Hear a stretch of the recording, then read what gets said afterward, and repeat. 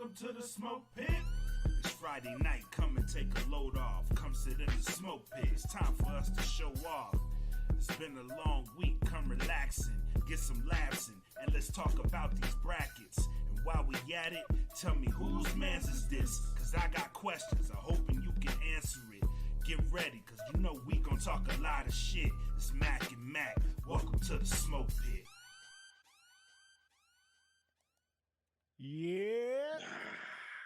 Y'all know what it is, ladies and gentlemen. Friday night, we back. I know we took a little break. We did a little audible last week, went to a Thursday.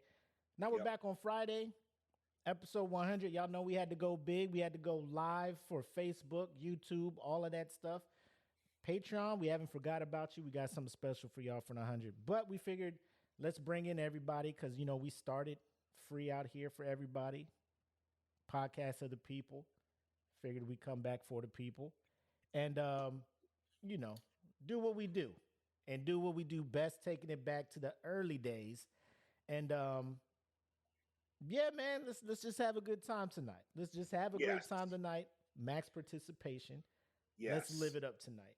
As you see, make sure to like, share, subscribe, wherever platform you're looking at it on. Leave comments, all of that good stuff. We want some interaction tonight. It's a big night, special night for my man Black and I. The dynamic duo coming at you, representing DFPN and the Smoke Pit. As you see below, the DFPN Patreon is wide open. Last week, we gave some money away. Normally, they get the pre-show leading into the show. They get the chance to interact live with the show before it comes out publicly on Mondays. So there's a lot of perks and stuff going on over there. We kind of recaged our business model to kind of give the perks to the people who are paying. Not to say that everybody ain't getting anything, but we just want to make sure that they're getting their just due.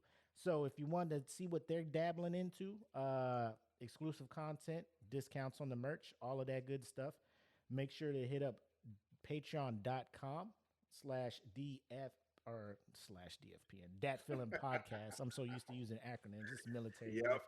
Dat Feeling Podcast. Low as $3 a month. You can get in there and start enjoying those perks. The Bandcamp, the music side of Dat Feeling. So make sure to check them out. Good music by the homie MRK Socks or MRKSX. We got the Hip Hop Chief over there. We got Black Mac. He's got his music over there. We got E. Smitty with his music over there. DJ 110 with his music over there. Clint Taylor.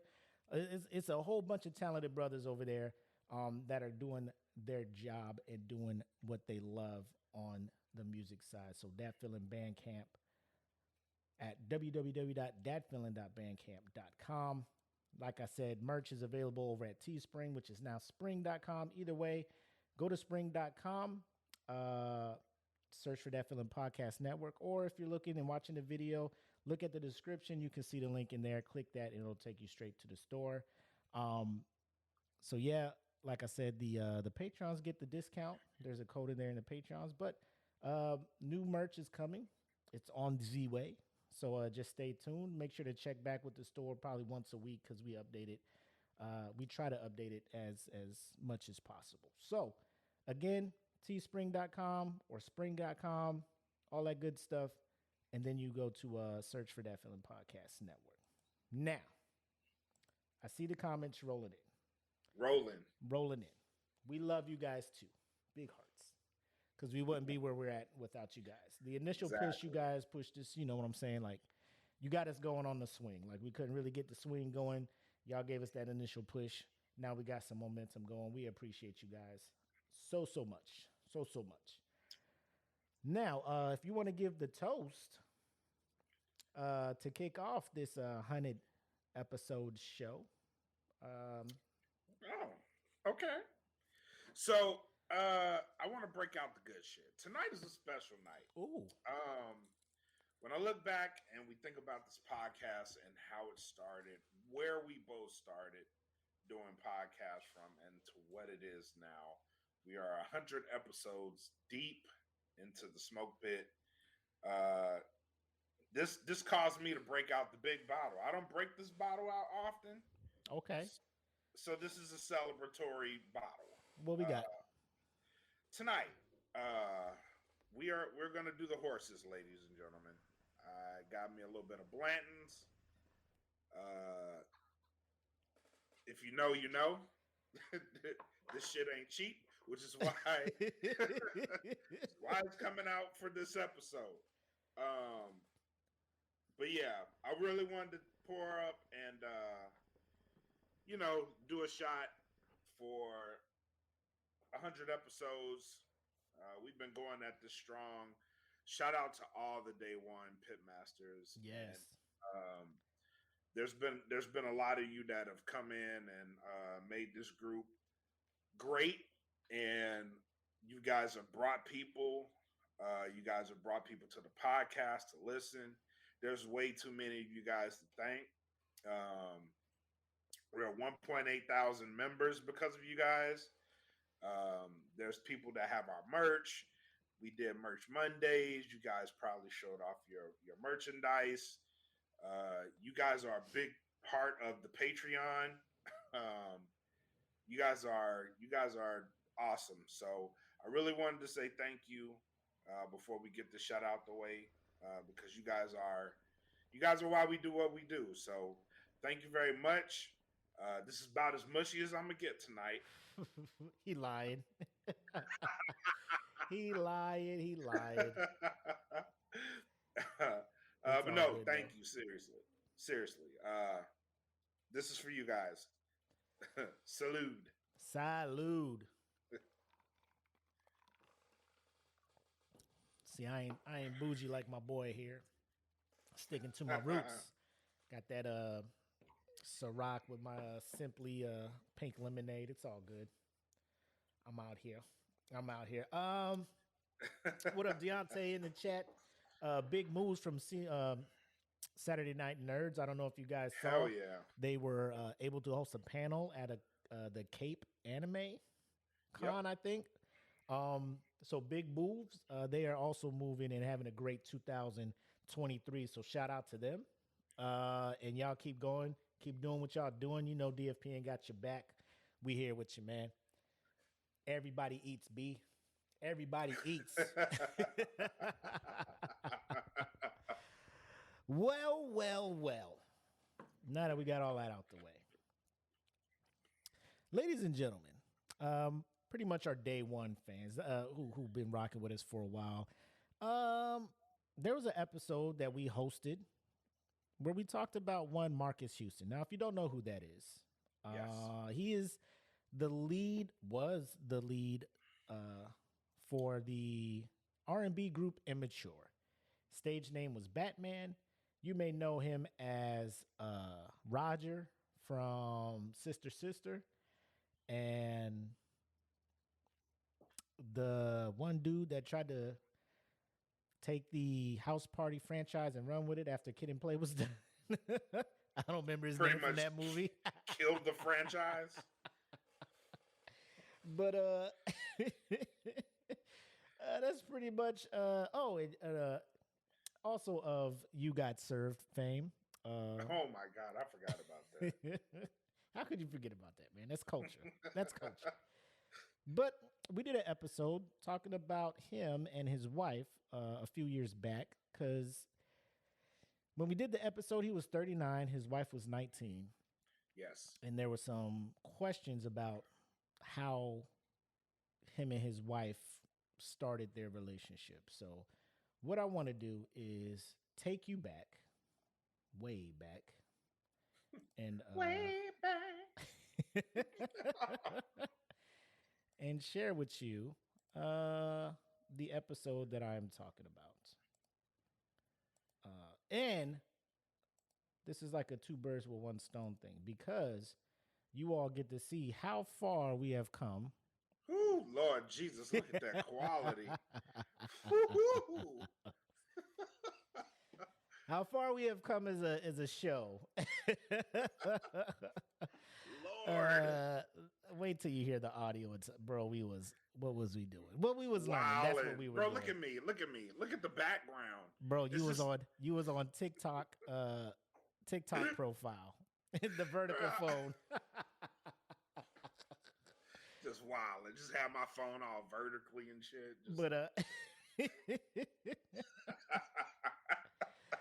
Let us go ahead and play this and get some background on what we about to talk about today. Do we have a problem with this? Is everybody cool with shit like this, or is there Nah. we got As long as- problems? Because Go ahead, Timo. Go ahead, Timo. I'll let Timo Yes, kick sir. this Yes, one sir. off. Whatever the parents, if the parents don't got a problem with it, if they do, Uh-oh. We buffering out here? No, that's enough. He said that's enough. Oh man. But what it breaks down to is I end up telling everybody a little background because when you look at it, you're just like, well, it's legal, all that other stuff. So the background of all that was they met through mutual friends. When Marques met her initially, she was like 15. But according to him, nothing was happening. Like there was no connection or anything like that. The young woman runs away from home at 15 and is missing, literally missing for years, right?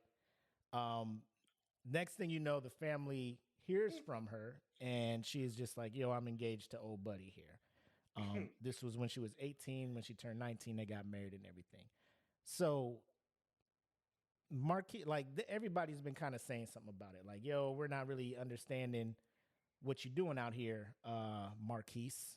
And so for the last 2 years, they've been kind of chill, not really saying nothing, you know, minding their own business, living their life.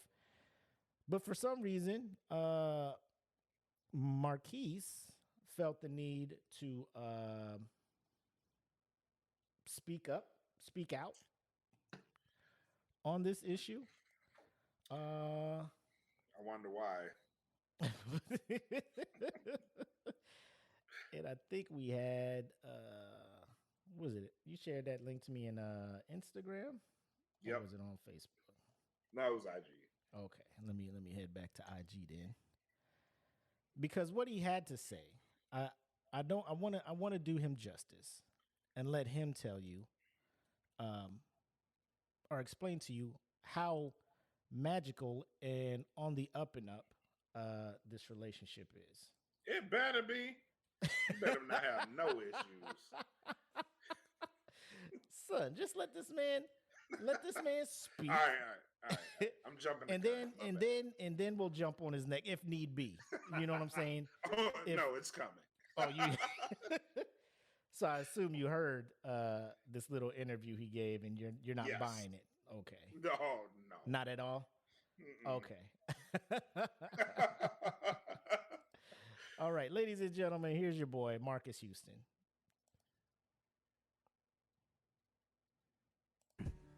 You know. Oh, everything's gonna buffer now. What's up? You was playing beautifully. Uh-oh. How we met, you know, through mutual friends and everything like that. You know, when I met my wife, she was 17. So, you know, we had no really conversation, no really connection until, you know, she was of age. And, you know, it's, You know. people don't understand it. And I got a lot of course, I got a lot of backlash for marrying someone that was 19. And, you know, when we did finally start to talk, I was like, this woman is like me. And she was just like, when I would talk to her, she just, for one, we had a spiritual connection. And I feel like that's the most important thing. We both love God. We both love Jehovah. And that was key. And being able to start being around her and talking to like, we got it. We connected through music, and you know, her spirit, her kindness, her heart reminds me a lot of me and my wife's situation is a little different. So that's what he had to say about it. We met when she was 17. There was no connection. Then there was a magical connection, apparently, on her 18th birthday or whatever the fuck it was. Some bibbity boppity boo shit happened, and he was just like, hey, God, is that you? Is she the one? You know, so you already said like you ain't buying it. No. What Share your thoughts, my guy. It's giving Surviving R. Kelly to me. This is what it's giving me. Yeah, you had a spark like magically at 18. Oh, this woman she's like me. Of course, motherfucker, she's immature. Like you. But I see what you did there. All right. Bro was like, oh, it's like she's really into God, bro. Like, really. Bro, that's the part that gets me. He was just hurting. And he was like, see, so yeah. I mean, we connected spiritually. So like once a motherfucker be like, we connected on a spiritual level, we supposed to just assume, oh, so it's not physical. You guys are just, it was a spiritual attraction. Like God spoke to you and was just like, hey, marry this chick that was a newborn when your ass was 20 out here in these streets. Right. Like this is what God spoke to you, was just like, Marques, this girl is the one. Literally, this girl is the one. So yeah. And that's the part, like, I don't know if the interviewer was just like, so what about the articles about this girl running away from home? Maybe he's like, well, if she ran away from home at 15, I didn't meet her until she was 17 down here in California. And, you know, because I don't care what anybody says. This is my take.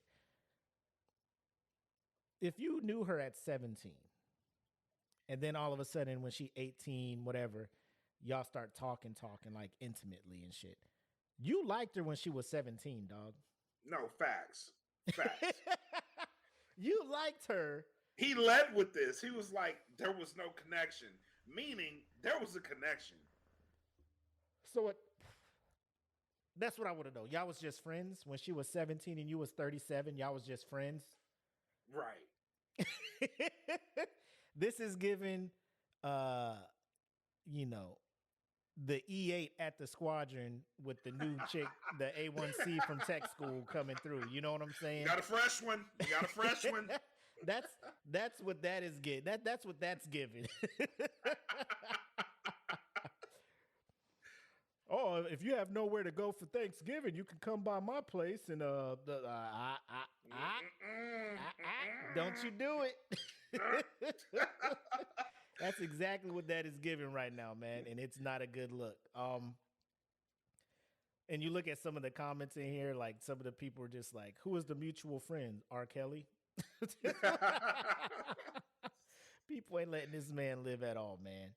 But somebody in the comments did bring up, and I don't know, I have to check the age there, like, y'all on this dude's neck and questioning this, but y'all praise Jay-Z and Beyonce and their story, and isn't their story just as similar? I don't know, to be honest. Well, no, Jay-Z wasn't damn near 40 when they started talking. And Beyonce was overage. Now, if y'all really want to get into the weeds of that shit, like, she was with Mos Def first, and the Mos Def shit, I'm like, Beyonce? Yeah, she was with Mos Def. Ooh, I before didn't know she that. was with Jigga. Yeah, that's the to the left shit. That's about Mos Def. What? Yeah, not my nigga Mos. Yeah, and I'm like, you skirting on borderline, bro. I mean, but not Jigga's legal. What's their age difference? It's up there, ain't it? It ain't 20. Beyonce's like 41 and Jig, it's like 10. Hey, like chat, 10 if y'all could hook us up with that info real quick, we'd appreciate that. I want a refund on my immature tickets. My mom bought when I was 12. His publisher should have stopped this interview. He made the situation worse. Oh yeah, definitely. So when the clock struck 12 a.m. on her 18th birthday, they had an instant connection. Started talking, and then they got married when they was 19. That was Cupid. Cupid had his clock on. It was like, all right. Who in here was just like, oh, yeah, my man here was like, the countdown was on. He was like, nah, I can't. But when's your birthday, though? I might buy you something for your birthday. Yeah. I got something for you for your birthday, all right. Birthday sex. What Kim say here?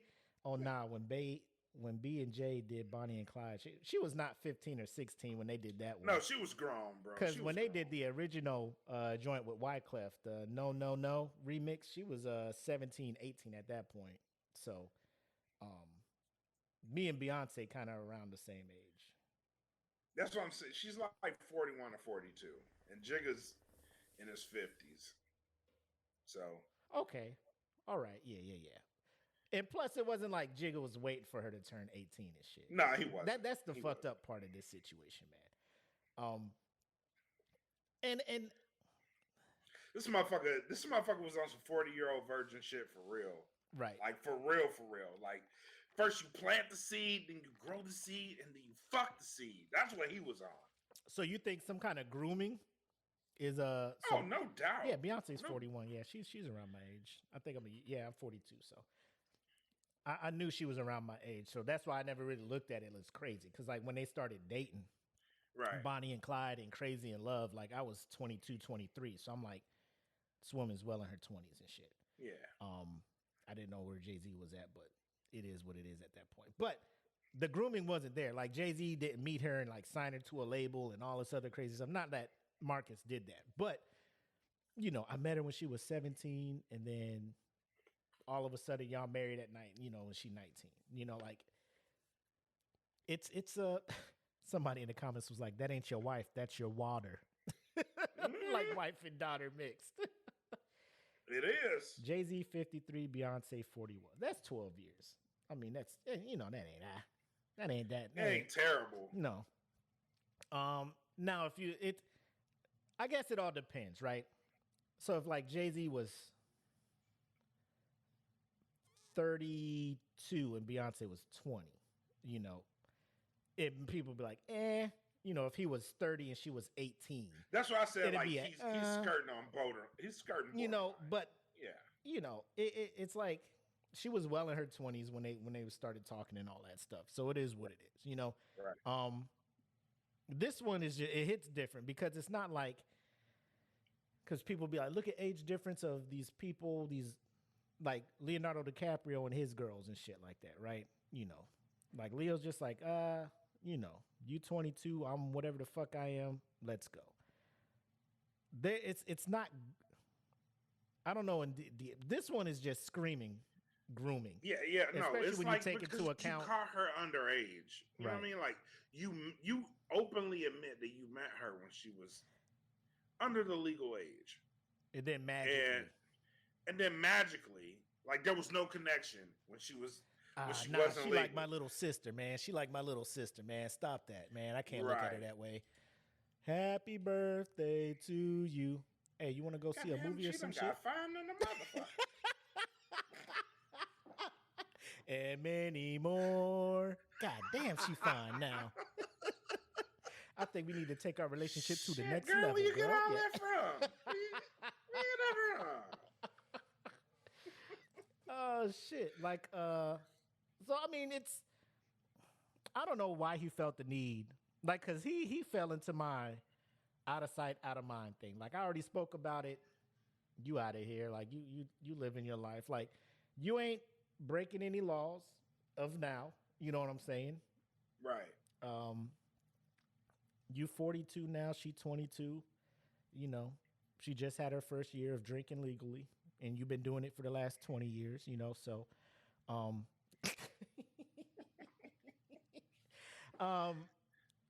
Yo, I'm just like, I don't know why celebrities do. I don't know if he did this because he ain't been getting no limelight lately. Nobody's been speaking about him. He misses being in the spotlight or whatever. But, ladies and gentlemen, if you're going to do an interview and try to explain some shit, I don't know if the shade room was just the one spot that'd be like, yeah, we'll talk to you. And everybody else was just like, nah, we ain't trying to have you come on the air and fuck around and admit grooming. Right. You're right. Because here's where I am with the shit, right? Yeah. Like if it's love, it's love. You know what I'm Right. saying? Like the shit you did is fucked up. But if it's love, like if you really did meet Right. this girl and fall in love with her, like Right. out of the blue. Okay, fine, cool. Shit's a little iffy, but cool. But bro, you met this girl. This girl was taking finals for her high school graduation when you met her. Oh. Like imagine this. Imagine this shit. Like her mom and dad tell her, "Babe, go sleep. You gotta wake up. You got finals this week." No, her parents ain't telling her that because she ran away at 15. Remember, her parents don't know where the fuck she at. That's true. So she just in California living with somebody that Marques Houston knows, hanging out with them on the regular, worse. To the point where they're friends, but not relationship type shit. Yeah, and then, that's worse. Oh, I know. I'm just saying. Yeah. Kim in here talking about a hostage. Like I ain't know if it's like that. I'm just saying it. No, I mean, like, for real though, it's like that's kind of like harboring a fugitive. She ran away from home, and like that's already worse. Like you getting an Amber Alert on your phone, and that motherfucker's with Marques. First of all, your kid runs away at 15. You don't hear from them for like years. Like what is the parents? What kind of parent are you? Yeah, exactly. That's where I'm at with it. Like, oh man, my baby ran away. She's 15. Like my daughter's 16 now. I wish she would try to run away from home and marry a 36-year, whatever the fuck, 20 years difference. Like it's, well, what you think you doing out here, girl? Like you don't think we gonna find you? You out here in California living with somebody, going to school. I'm hoping she finished school. It's a. Why this nigga come out and start talking about it, man? Right. Girl, what the fuck is you doing in the toy district with fucking Marques Houston? What is wrong with you? Now, say the ages were reversed. I don't know if there's I guess you could say Caitlyn, or not Caitlyn, who is it? Kris Kardashian, that's the mom's name. She be out here trying to find these younger cats. But I mean, she's like 60 and hitting up 40-year-old dudes. You know what I'm saying? It's a difference. Like, yeah, it is. It's a difference. Like here's the difference. Dudes in that age range want that shit. Like they invite that shit. I mean, and even if it was like the situation with Marques Houston and his wife, I don't think it'd be that big of a story, honestly. If the roles were reversed? Yeah, I don't think that. Because they got that whole shit on TLC, that MILF Island or MILF Manor. Exactly. And that shit getting ratings and shit. You know what I'm saying? Exactly. Like if a woman groomed a man for this type of shit, like I don't think it'd make the news. Mariah Carey be big on doing that shit too. Yeah, that's true. Because she was dating that backup dancer who was like hella young. I mean, I don't know. Like I don't know. I'm just, Marques, if that shit was true, ain't no need for you to come up and speak your mind. You know, in the eyes of the law, the eyes of the law, you were not wrong. You could have just waited till like 10, 15 years down the line to speak about it. And that way, y'all already got 15 years of showing that y'all in love and a happy couple and everything, bro. Wait until she get tired of your ass. It's too soon right now. It is. Y'all probably had y'all first argument, and then you was like, I'm gonna go show her how I love her and do this interview and tell her, how much she means to me, which is dumb. I mean, in a normal marriage, it's cool because you're a celebrity. Yeah. Like you can go on the radio and be like, yeah, when I met my wife, blah, blah, blah. Now I love her so much. And in your situation, nah, don't do that shit, bro. Don't do that. Don't do that. Don't do that. I don't know. I mean, it's in his defense. It's not like she run into this dude like in the heyday of his career. You know what I'm saying?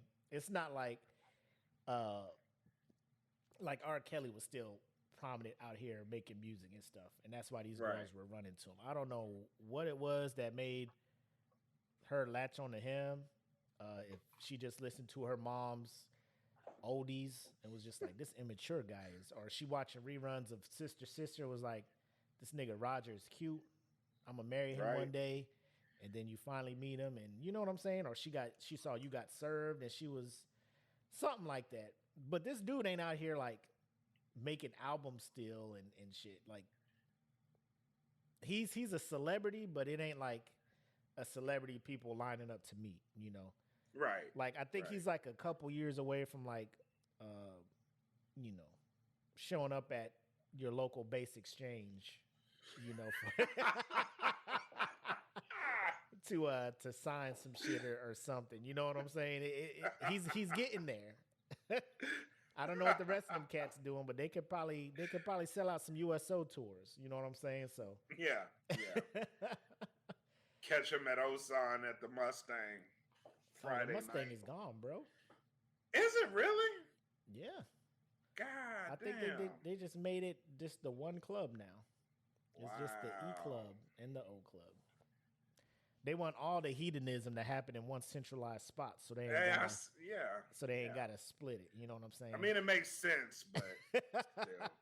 it makes sense, but that's wild. More news popping off during this week. Bud Light appears to have dropped a bomb on some folks, particularly a certain demographic that apparently supports them or was supporting them. You know, needless, just I don't know why anybody is so attached to Bud Light. I'm gonna just tell y'all right now. If it's because you like light beer, there's better options of light beer out there, ladies and gentlemen. If it's because it's Anheuser-Busch and you just support everything Anheuser-Busch does, they have better. Bud Light is as American as apple pie. I mean, damn near, bro. Bud Light, It is. like, bro, people just You are not a true flag bearing American if you don't drink Bud Light or Budweiser. so. To me, Bud Light is beer pong beer. It Or pretty flip much cup is. beer. If you playing a drinking game, Bud Light, Coors Light, any of the cheapest beer, you go to the classics, you get a pack of 24 for less than like $12. Bro, put it in the cart. Let's go. Yeah, that's the ration beer right there. But apparently during the women's tourney, right? Dylan Mulvaney, I'm hoping I'm saying it right. So is a transgender social media influencer. And during the tournament, I guess she reached her full year of transitioning, and Bud Light went ahead and hooked her up with something. So let me go ahead and play the video so you can see the ad that caused America, or middle America, to collectively lose their shit. yes. Because I was wondering, because I didn't know anything about it, to be honest, until people started posting, you know. I was confused as fuck yesterday. I was like, myself safe from being offended by a beer can. Right. I'm like, I was like, what the fuck is y'all why talking is about out everybody here, right? so mad at Bud Light? What is going on? And then I read it. I was like, oh. But Oh. here we go. Hopefully it'll play. Skills, right? I got some Bud Lights for us. So, I kept hearing about this thing called March Madness, and I thought we were all just having a hectic month, but it turns out it has something to do with sports. And I'm not sure exactly which sport, but either way, it's a cause to celebrate. This month, I celebrated my day 365 of womanhood, and Bud Light sent me possibly the best gift ever, a can with my face on it. Check out my Instagram story to see how you can enjoy March Madness with Bud Light and maybe win some money too. Love ya! I bet he did. So, that was the ad. People saw that and was just like, I am out of here. I will not condone this wild behavior from a beer that people will drink and do the most outlandish shit. Half of the stories of, hey, hold my beer, motherfuckers is probably drinking Bud Light. doing outlandish shit. So when the beer company does something in their mind that's outlandish, they're just like, hey, wait a minute. This isn't what my beer should be standing for. If y'all just don't fucking, go back to the goofy ass commercials. I'm just like, bro, this wasn't even a commercial. This was just Bud Light, like, here's a can. Congratulations, all that stuff. People just like, what? Y'all out here congratulating transgender people? I ain't for it. And fuck that. if you go to, I don't know if you guys dabble on TikTok or whatever social media you're on, but there have been a lot of people who are filming themselves switching out their Bud Light for Coors Light and then taping themselves pouring the Bud Light down the drain, throwing it in the trash, all of this other stuff. Almost to the akin of when Kaepernick was taking a knee and everybody's like, well, let me burn this Kaepernick jersey. Let me go buy a Kaepernick jersey. Just to burn that motherfucker. Here's the funny part. Here's the funny part about all that shit. What's up? Especially the Coors part. Budweiser owns Coors. So y'all just running from one arm to the other one, really. That shit is funny. All I know is I better not see y'all in line at Busch Gardens, at SeaWorld, at any Anheuser-Busch theme park. Make those lines short for me, please. Thank you. Busch Gardens is right up the street. I would like this summer to go and ride all of the rides without paying for the fast pass. So please keep that same energy and stay away from them parks. Thank you. And let the people who have better things to worry about enjoy the park. The Please Kid and Rock thank you. video. Yes. I don't know if you guys have seen the Kid Rock video, but this man was legit shooting cans of, but like this man was like, but these cans have to die. Like the most dramatic way of ridding himself of Bud Light. This is America, damn it. But Kid Rock is that kind of dude. You know what I'm saying? He got a fan base he got to keep entertained and shit. Why are we it's 2023. Why are we so mad at the fact that a transgender person can drink a fucking Bud Light? Like, why is that a thing? They don't care about that. They're mad that Bud Light is showing support to this person. Okay, and I mean, like, I just don't get it. Like, well, I think everybody who, I don't want to say normal because that's very disrespectful, but I think the average person probably doesn't give a fuck about this, right? Right. Because like, if you've been drinking Bud Light for this long, there's a reason. One, it fits your budget. That's probably 75%, right? 75% of the reason. Another reason, you just, you like the tastes for whatever. Like that's what you know. That's, that's the beer right? The beer you grew up on or whatever. So yeah.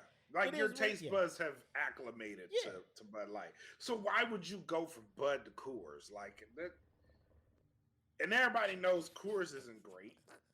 Like y'all can just go straight to Michelob. Like what was the decision here? Like where are we going from Bud Light? Like Bud Light is already awful. So y'all just decided we're gonna go from awful to shitty. And then we just gonna hang out there. And then somebody told them, like, hey, Coors is owned by Budweiser too.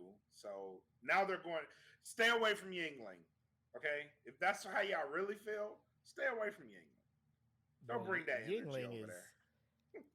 You if you live in a certain part of the country, you ain't got it. So it's hard. Like Bud Light is everywhere. It's prolific. So now people are just like, I gotta go to the next most available beer, like Miller Lite. Like y'all can go over there. It has, you could. According to the commercial, more taste with one less calorie taste. Or one more less calorie. So try that shit out. This hear me out. From the videos I've seen, And if you guys have seen videos that show otherwise, please let me know. Send them to me. Ain't nothing but a whole bunch of like very conservative white people fucking with Bud Light. And they fucking with it to the point where they trying to pour the bitch out and make a whole statement. First of all, Bud Light will be fine without your money. You're not really hurting them. This boycott ain't hurting their pockets none. They still gonna be here. They probably fucked around and gained a few more customers by doing some shit like this.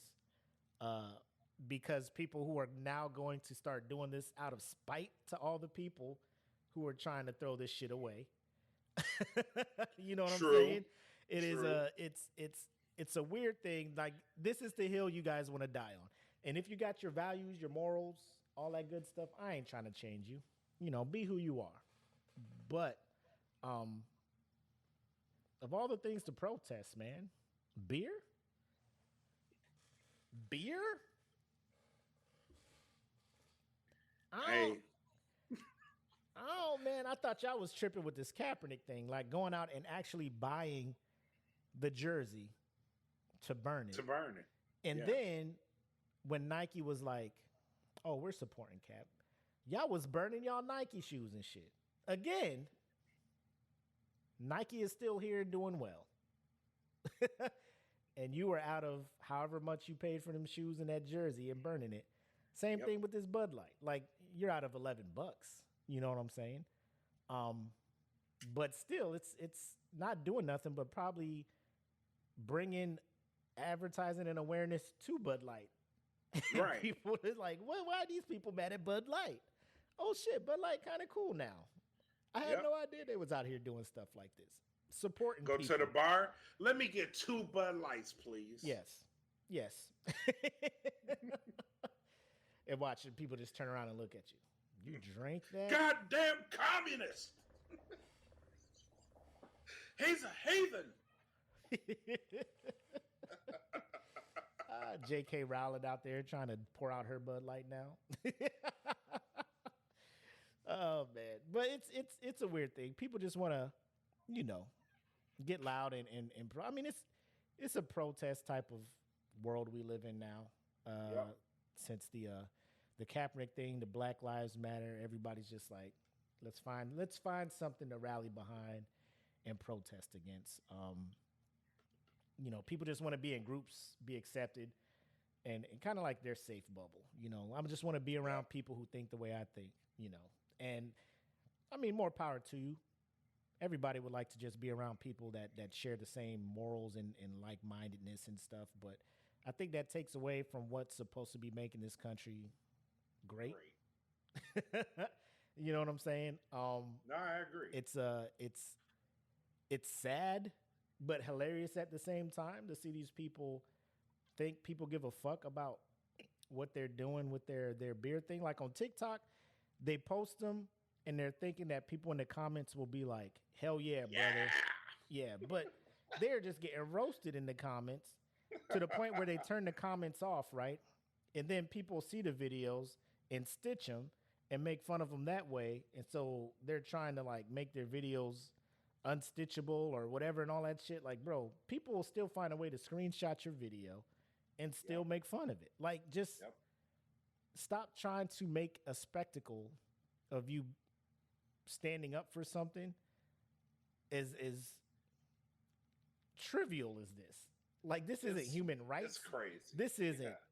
This isn't anything crazy. This ain't like the shit going on in Tennessee with the people standing up and getting kicked out of the they expelling Congress. people from the Congress for what I'm saying, for standing up for certain things. But I guess they look at that and they're like, man, that's stupid. Why are y'all doing that? Hey man, this transgender woman out here drinking this goddamn beer. Fuck that. This is where I draw the line. This is damn it. This is where I draw the line. Now enough is enough. God, you're fucking with America now. You're fucking with America. You might as well just take a knee during the anthem. God damn it. Damn it. Bud Light just lost a fan. That meme, bro, all you got to do is just change the topic. And Yep. the same people that are in that fucking meme, those same people, the You Oakleys lost with me. the white rims. Well, you lost a fan. Well, Bud Light, you lost a customer. This shit is fucking absolutely ridiculous. And I don't know. Like, I just be trying to go through the week. And I just, like, this shit just falls in my lap, bro. It's a layup. I got I mean, I thank you because we have stuff to talk about. But I mean, whenever y'all feel like y'all don't want to talk about the crazy shit no more, like I feel like we can hang it up as a smoke pit. But as long as there's people like y'all out there, thank you. Y'all keeping us in business. Yes.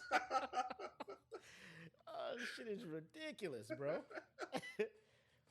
My man in here talking about, oh, you feels like the damn Twilight Zone. It does. Like, why are y'all out here mad protesting about the loss of innocent or lives at the hand of police officers? That's stupid. Why are y'all protesting? What? This man lady drinking beer? Nah, I can't fuck with that. Let me take my fuck Bud that. Light out there and shoot it with this goddamn gun. Toss it in the air like a frisbee. We gonna shoot that son bitch. That's what I think about you guys. I mean, you America. already bought the beer. I don't care how it disappears. The profit has already been made. At that point, it's okay. I hope you and all your followers enjoy the spectacle you put on. But Yeah. Don't tread on me, goddammit. I go to this shopette tomorrow. I bet Bud Light's still in the freezer or the fridge over there. So I don't see Bud Light going anywhere anytime soon, is all I'm saying.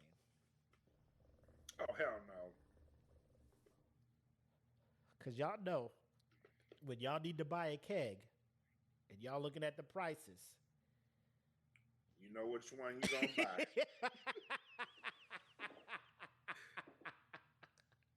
Let's keep You it a know. buck. Let's keep it a buck. Y'all know You y'all know. having them parties. And y'all do Beer pong? y'all know what beer y'all know. getting. Y'all know y'all getting that keg of You beer know. Bud Light. Y'all know it.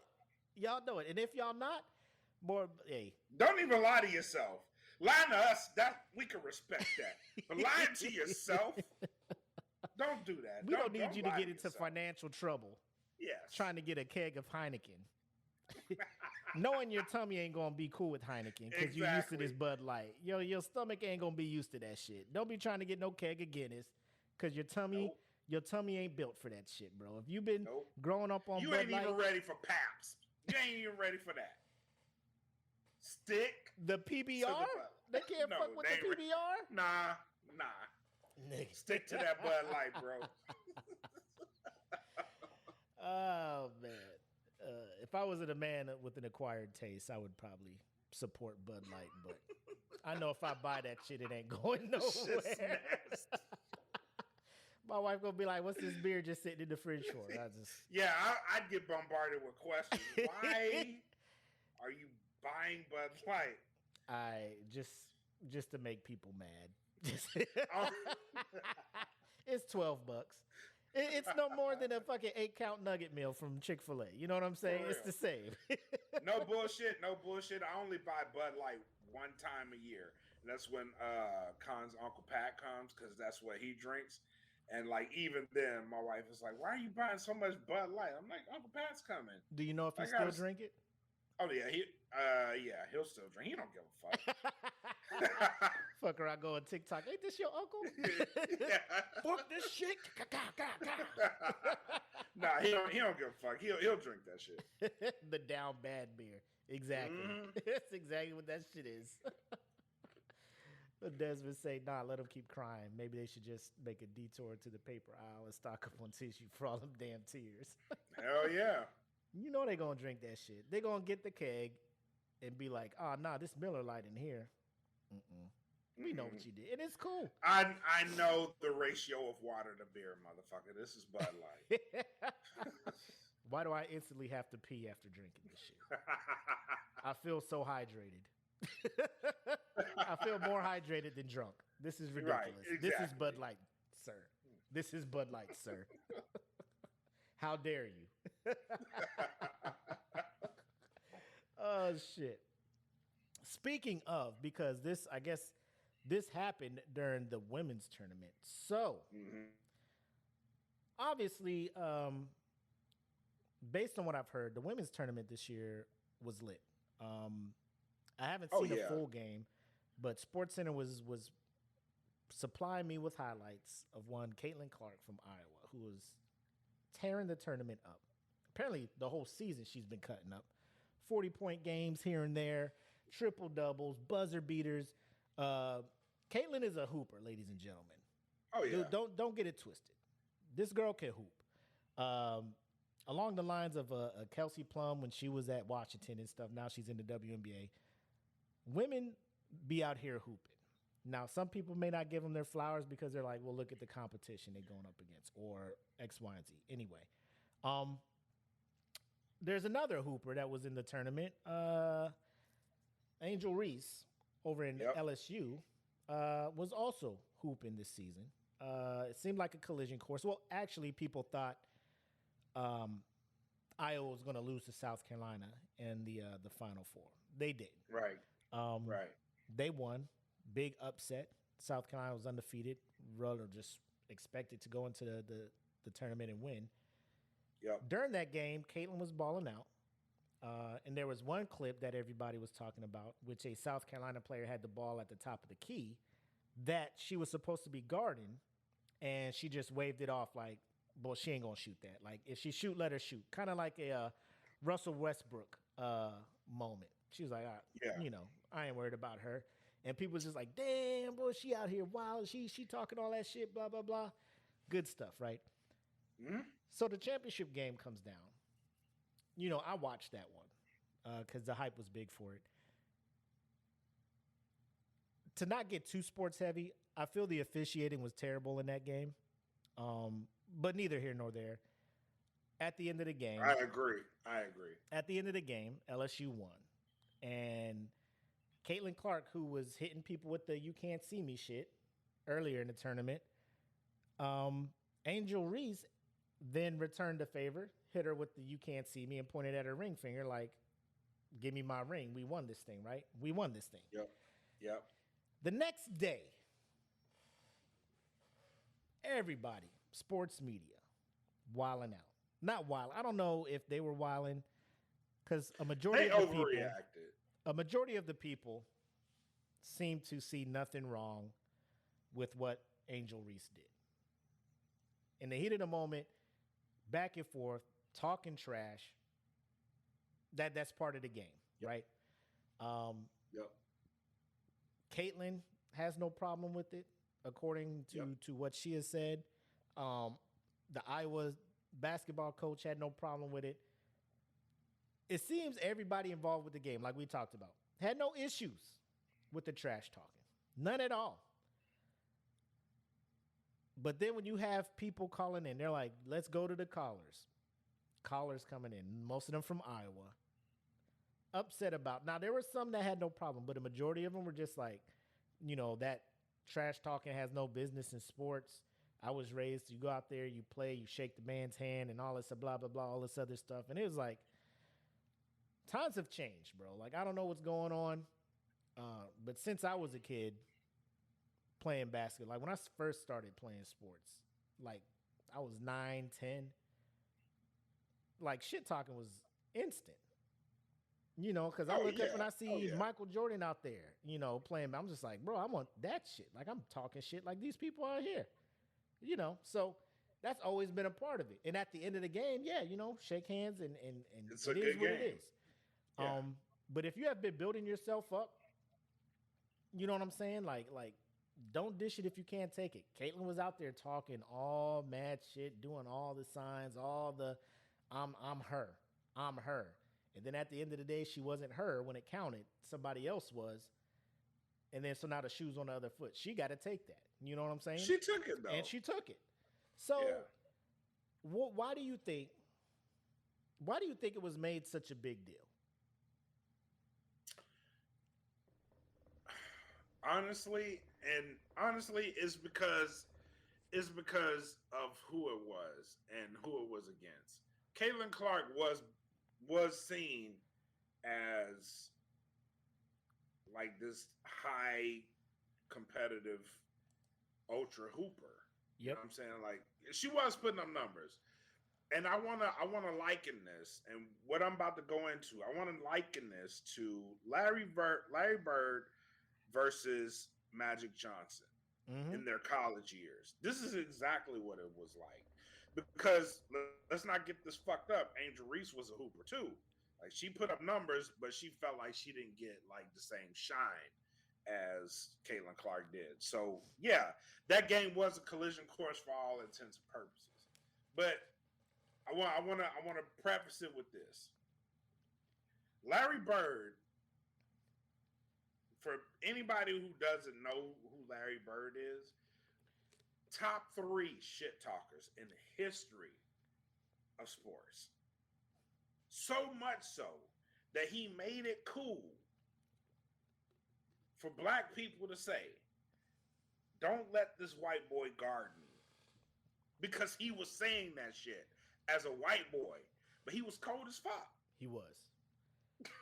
If you could back this shit up, do it. Yeah, he was cold as fuck. He was like, "Don't ever disrespect me like that again. Mm-hmm. Don't you ever put a white boy on me." Mm-hmm. And this is a white boy saying this shit. Like, don't ever put a white boy on me. I will burn this motherfucker. You better put somebody black on me, because they play defense. Yep. Like, this is the shit, like, and this is the shit that was talked about way back then. You know what I'm saying? And nobody had a problem with it. Why? Because it's competitive. Mm-hmm. Here's my thing. I think a lot of what was happening in the regular season leading up to it, because Caitlyn was on that shit the whole season. Like I'm her. Yeah. Angel would do the same thing, and then people would be like, she too Yeah. hood. She this, that, and the third. So a lot of people are looking at it is because she's black and Caitlyn's white. Right. That Caitlyn gets a pass for it and Angel doesn't. It seemed You hood, could go hood there. behavior when Yeah, you Angel could go doesn't. there. You could That's go what there some with it. people were going to, and some people were kind of alluding to it. But at the end of the day, most of the people on the sports thing have been saying they see no problem with what she was doing, and Right. then a It's lot of sports, people bro. were saying, I guess the people who were trying to push that agenda was like, there's media outlets that were calling her hood and a thug and stuff, and people were just like, well, where's the article? Well, like shoot me an article. I've been researching. I haven't seen one article, one outlet saying anything like that. And if they're smart, they wouldn't make that shit public. You know what I'm saying? Right. After how long ago was that? When Rutgers women's basketball team was making moves, and there was a radio host that called them like nappy headed hoes or something like that. Yeah. Don Imus. Don Imus. Yeah. Yeah. And I have not heard from that motherfucker in Since. again, people be like, "Oh, cancel culture." I'm just like, bro, that's just business, man. Like, I mean, ain't that's shit talk, nobody though. trying to hire nobody that says shit like that nowadays, right? Yeah. If you think it's true, then okay, but if you on these airways, you got to know what your bosses will and let you say. Yeah, let that's you, and different. Let you say yes. But what Caitlin Clark and Angel Reese did, like that's normal sports shit talk. Because of course, if I see you running down the court doing the you can't see me shit, Yep. like the John Cena shit, Yep. like of course, if I bust your ass, then you about to get the same treatment. You already know. It's hereditary. You know I got to do it. You know I got it. You know it's coming. This is how it feels. You need to see how this shit feels. You've been too. out here busting people ass and doing that shit, bro. I bust your ass. Of course, I've earned this. Facts. I've earned the right to be like, you can't fucking see me. You know why? Because I just bust your motherfucking ass. KC down here, he's like Sam Cassell with the big nuts dance, like when Hell he yeah. pop off. Like everybody has their thing, man. Like the you too small thing. So here's where I'm at. Like people like Pat Bev and Dylan Brooks and Draymond Green. Maybe Draymond's an exception because his team wins, but he don't really. Yeah, Draymond, No. you just a product. Some people will say Dylan Brooks is too, in a way. yeah. But I mean, it's like y'all ain't that dude to be doing that, you know. Draymond just know like I'm here. Like I think all three of them know they're not that dude. They just I'm here for hustle and heart and all that other shit. That's why I'm Right. on the court. So that's why I do my shit. But I feel like if you're gonna have to, if you talk shit, it's because you did something, not your Right. team. You can't be out here Right. like, you know, I'm out here as a 4-time champion. No, Steph and y'all are like, You know who built this yes. shit. No, I'm not saying he can't hoop. Like if me and Draymond played, like I'm 9 times out of 9, he'd win. You know what I'm Right. saying? But I mean, you just But gotta. you know. It's not you know like who the wins. 12th person on LSU's bench came up to Caitlin and was like, "You can't see me" and shit. You know, it was the star that put in work, Yeah. had that double and Yeah. shit. You know, so it's one star to another talking that shit, and I think that shit needs to be normalized because at the end of the day, Caitlin knew what it was, Angel knew what it was, the coaches knew what it was. Everybody who played everybody who sports fuck with sports and knows sports knew what that was. Yeah. outside of the people that were, you know, playing back in the 60s and sportsmanship was the whole thing. Like they could say what they want. I know shit talking was done on the court. Like I don't care where you're playing sports at. Like it's gonna happen. Oh, You're yeah. gonna spill yourself. You You're gonna can be fucking like, play wiffle ball. I'm like, that dude out here. Like if you that motherfucker at wiffle ball and Right. you do some crazy shit, of course you're gonna talk shit. Like, you know what I'm saying? Look at this shit. Look what I just did. that's why I feel baseball is struggling with trying to get newer, younger fans in to get into the sport because No, they got all I'm these, with you. They got I'm with all these unwritten rules of all of this shit. Like, don't showboat the pitcher when you knock a home run. Like, I'm not showboating the pitcher. This is for me. Like, oh shit. Yeah. I'm out here enjoying myself because I did that. You know what I'm saying? So now because I'm enjoying my accomplishment, when I come to the plate again next, you're gonna throw a 95-mile-an-hour fastball at me. Now, if I walk up to you with this bat, I'm gonna go to jail because it's assault. But you just slung this fucking bullet at me, at my head. You know what I'm practice saying? It's just like, don't you show me up. Like, bitch, just don't throw a fucking 90-mile-an-hour fastball down the middle of the plate. You know I'm waiting on that shit. You know who I am. You know who I am. Why would you do this? I do think shit talking baseball would make it way more interesting. Cause they used to do that shit anyway. Like if a pitcher was the shit, like Greg Maddux, Right. Greg Maddux would throw a fastball and tell a motherfucker to hit that shit. Bro, Like, here's if you can hit it, hit this bitch. the best example of this shit. Like, he's not pitching anymore because of some shit he did off the field. But Trevor Bauer was pitching for the Dodgers, and he was an ace. This motherfucker would be striking people out, and he would pitch with one eye closed, right? Strike somebody out, and then when they be walking away, he'd hold his hand over there like, "I got you with one eye," right? So he threw a fucking pitch to Tatis, right? Tatis Jr. knocked that bitch out the park. It was running around the bases like this, right? And Trevor Bauer was just like, "You got me." Like, you know, I talk this shit. You got me. It is what it is. That's the shit I want to see. You know what I'm saying? Yeah, If a pitcher is that dude and he gonna be talking that shit, that's do sportsmanship. it. Do it. Strike that. Yeah. If you strike a motherfucker out of the big moment, bro, I want you to fucking Hulk scream at the motherfucking. Hell yeah. Ah! Drop your bat. I want to see point that at emotion. Bitch. Like, look at that shit. I want Shit's that outta here. emotion. There was Yeah. the one bat flip. Who was it? Bautista when he was with the Blue Jays and it was playing the Rangers. Motherfucker, it was the playoffs. Motherfucker, that was the most meanest bat flip I've seen. That man cranked that motherfucker. He grabbed that bat, just slung it, looked at that pitch. I was like, bro, that's a moment, bro. Yeah. That's a moment. Don't ever throw this bitch to Right. me I again. swear you disrespect my ass like that. Throwing Bitch, if that I pitch. see your yeah. foot looking like it's about to throw this goddamn pitch. Yep.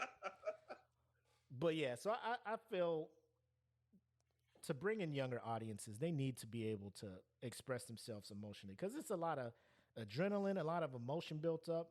That's why when like football was like, yo, you can't celebrate no more like at touch. Like, bro, you got to let these people do some shit, man. Like it's hard enough to score. Yeah, I football's guess. different. You know what I'm saying? Like, you got to Like let these cats celebrate we some was shit. wilding out in football though. Like, Right. Football, like we damn near killed somebody. We celebrating over the body. Yeah. Like Yeah. you can't be doing that shit. Yeah. I mean, you can, but you about to get that penalty. You know what I'm saying?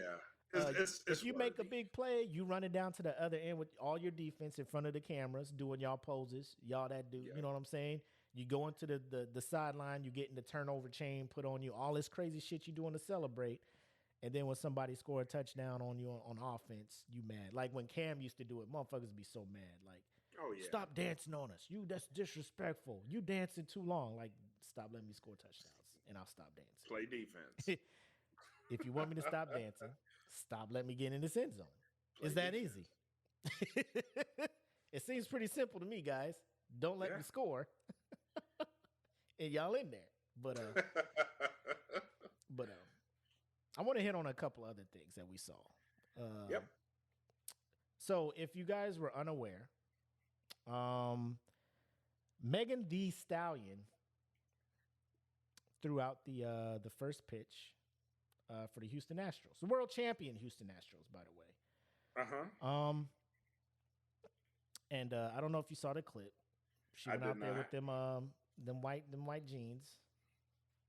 Cameraman understood the assignment. Got a good angle of her walking out to the plate, through the pitch, all that stuff. So it was a big night in Houston. It was a big All night right. in Houston. Let roll the footage. No, I don't have footage of that. But Roll that beautiful bean footage. let me tell you about a guy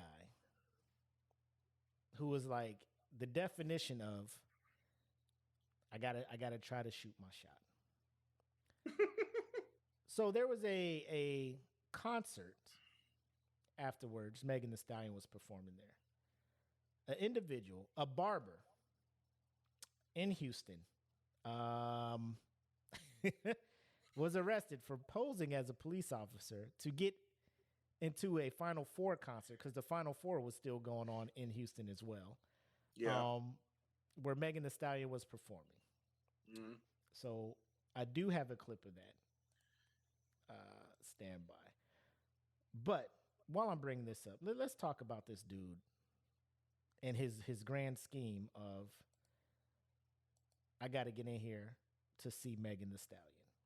That What did I he will try to do? impersonate a police officer to get Wait. into this concert. He impersonated a cop Yes. so he can get into the concert Mhm. to get close to Megan Thee Stallion. Mm-hmm.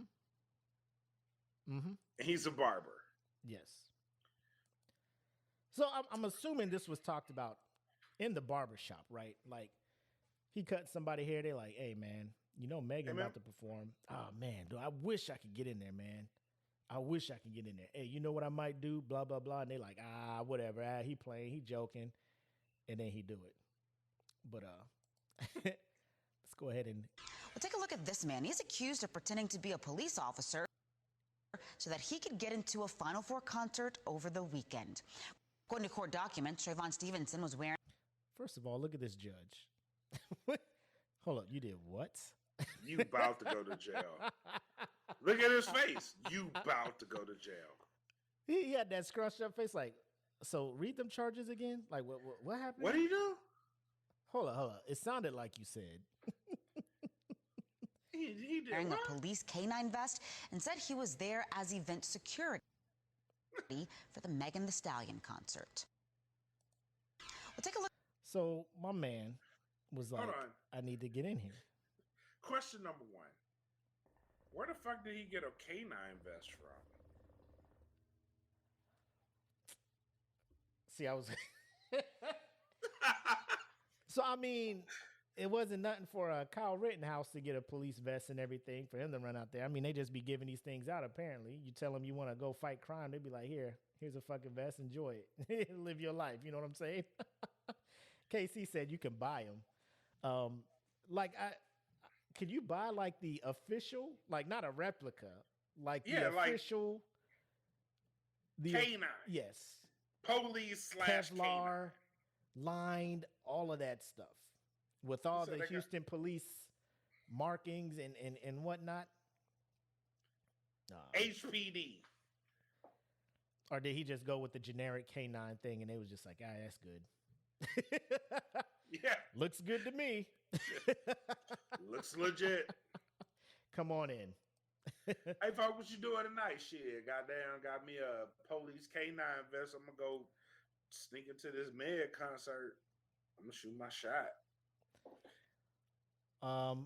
So this, my God. I don't know if this is a nickname, but they don't have the quotations around it. This man, Trayvon Lil Darius Stevenson. Where the fuck you get Lil Darius from?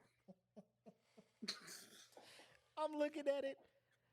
Trayvon Lil Darius Stevenson. He successfully got in, so he was in there for a little bit. Then I guess the real cops were like looking at him like, "Hey, we ain't never." Where the fuck you come from? What are the real K9 cops? Are you a new hire? Like, hey, nigga, who? Hey, man, where you? When did you start? Shit, last week. Bro, like that's the part you don't really think through. Like, God, I didn't think I'd get this far. Like, I don't blame him. Like, I was expecting. No, it's a genius plan. Right. It's a genius plan because people won't look for K9 cops, but then you got to walk around that bitch with an actual dog. And now you in that bitch like Martin. You know what I'm saying? Like. Somebody in the comments like, for quality control purposes, I need a concise description as to what his plans consisted of, where he went wrong, and how he was caught. Again, this is only for quality control purposes only. Information will be kept confidential. Can you imagine the nerves, like when you actually get in? Yeah. Like, fam, I'm here. Oh, people are just like, bail that man out. Man, he wanted to see them clappers up front and personal. The support this man has in here is ridiculous. I'm not even mad at him. I'm not. Yeah, it's just hilarious. Like, yeah, the risk you are taking impersonating an officer, like, you gotta that comes with jail time. Yeah, that's an automatic 3 stars. Yeah, on Grand Theft Auto. The minute you walk out with the police uniform on, oh shit. Oh shit. You fucking running one person over away from the fucking helicopter coming looking for your ass. But but I mean, it's like you want to, like, you can't take that risk just to see Megan perform. I mean, you were thinking like, maybe I can get backstage and shoot my shot or something. Because you a barber, you gave yourself the freshest lineup. The freshest lineup. Oh, yeah. You like, hey, we about to come out here and do shoot. Hey, Waves is on fleek. I got the little extra medium shirt, so the biceps is popping a little bit. Got this K9 thing on, got the little walkie-talkie. Like, this may be it. Like, she was fucking with Tori's little ass. Maybe I can get in there. You know what I'm saying? Maybe I can get in there. That, because you can't take a risk like this just to see a performance. No, hell no. You got to get close. You taking a risk like this to shoot a shot. Yeah. I could be wrong, but Like I wouldn't I risk it mean, just to see a motherfuckers jumped the performance. gate at Rihanna's house just to propose. So When was I mean, this? you didn't see that? Man, motherfuckers got fucked up trying to go propose to Rihanna.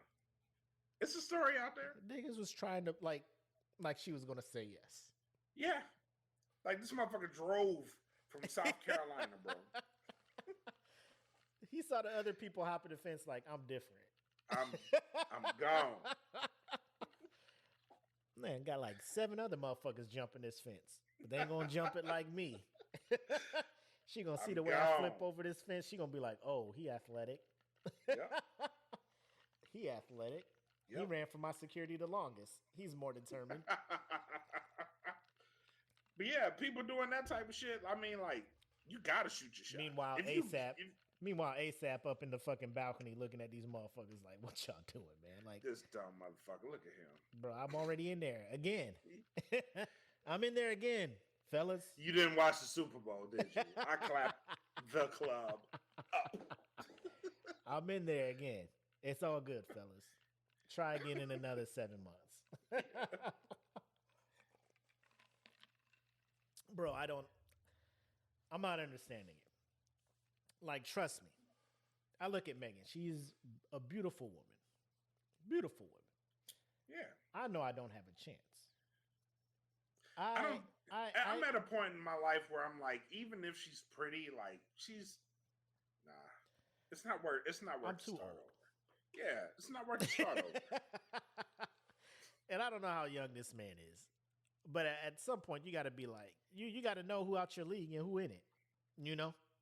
You gotta know who's out your league and who's in it. Like if you gotta do shit like this in order to shoot the shot, and you feel like if your confidence is telling you, hey, all I need is a chance.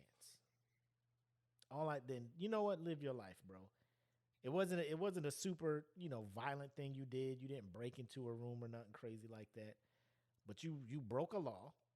You got caught. Like you can't do that if you know real cops are going to be in the area, bro. That's the biggest. That's the only downfall I see. You was like, I'm gonna get in here to do security, acting like a cop, but there's gonna be real life cops there that probably all know one another. Then when they see my ass, they probably gonna have some questions.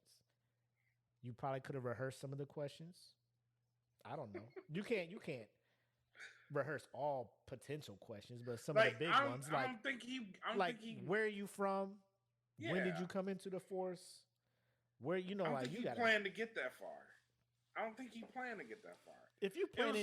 If your plan involves breaking the law, you got it. Worst case scenario, best case scenario, this shit works. How do I continue throughout the night without getting fucked up?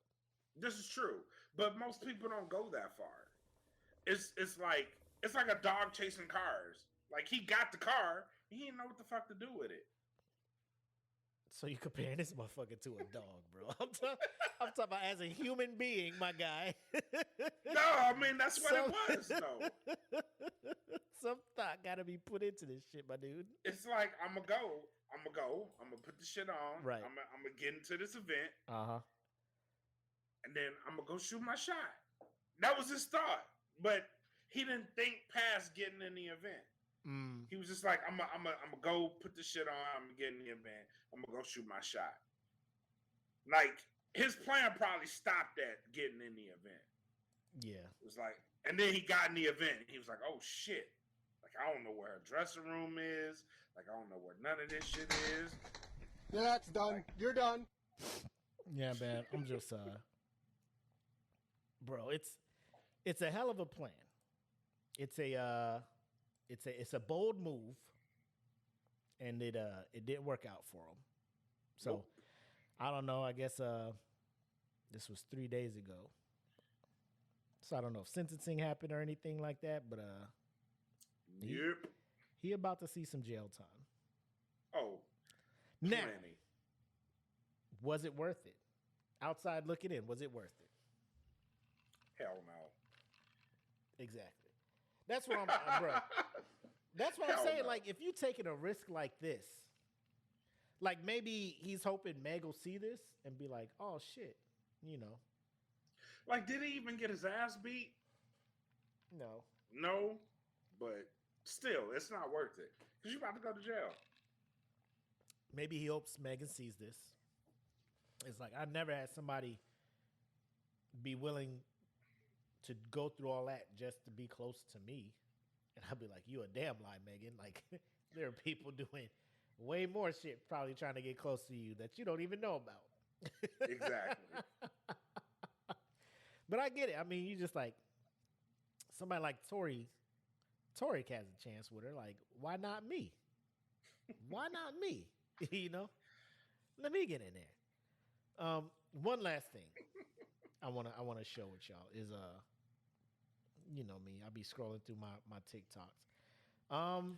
These motherfuckers Hey, that hit them real quick. I'll be right back. All right. So porch pirates, right? These cats that come by driving through neighborhoods waiting to see if you got an Amazon package outside your house or whatever, right?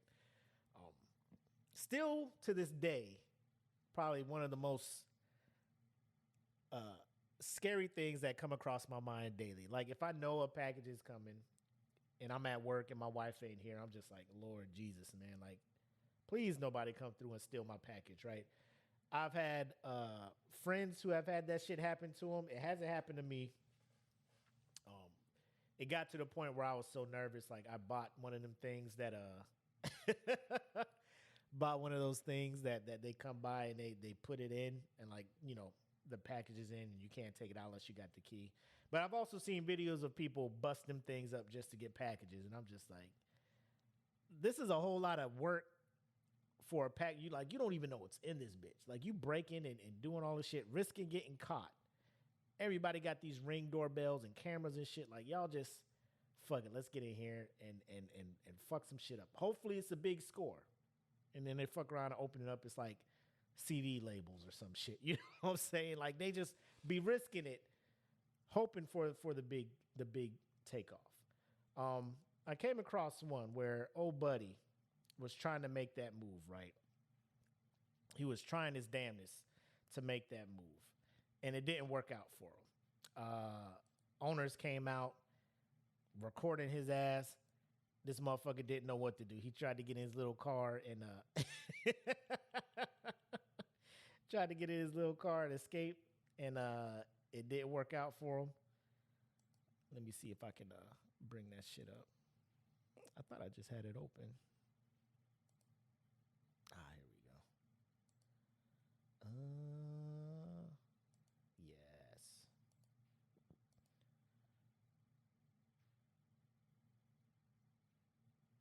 Hopefully it comes up.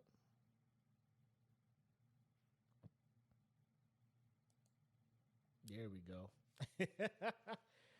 So I want y'all to watch this shit. And watch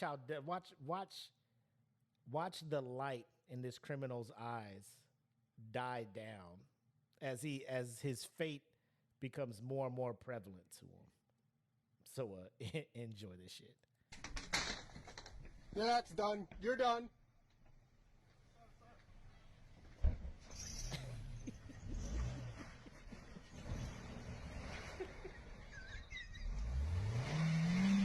You're done.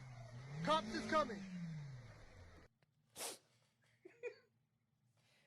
So first, this man is just like, "Fuck, man, I'm caught. Time to book it. You know, I got the mask on because COVID or whatever.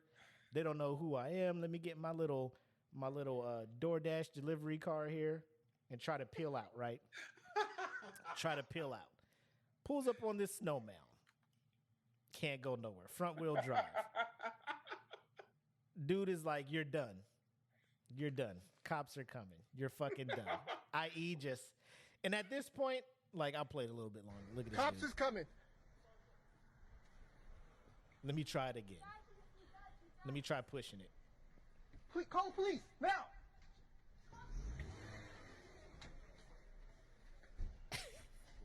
Oh, no. This man is like, I got to get out of here by any means necessary. Let me move some of this snow. Okay. Look, man, your wheels are not spinning anywhere. You're caught, you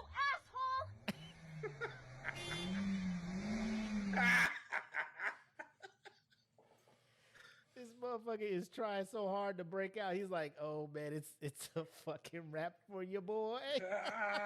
No. He out there digging the snow from in the front, like, "We out here. Let's go before the cops show up." Did you call? What's calling? It's going to your number. I don't know the number. Second of all, this man's wife. Did you call the cops? I don't know the number. The sheriff's number. If for the love of God, you don't call 911.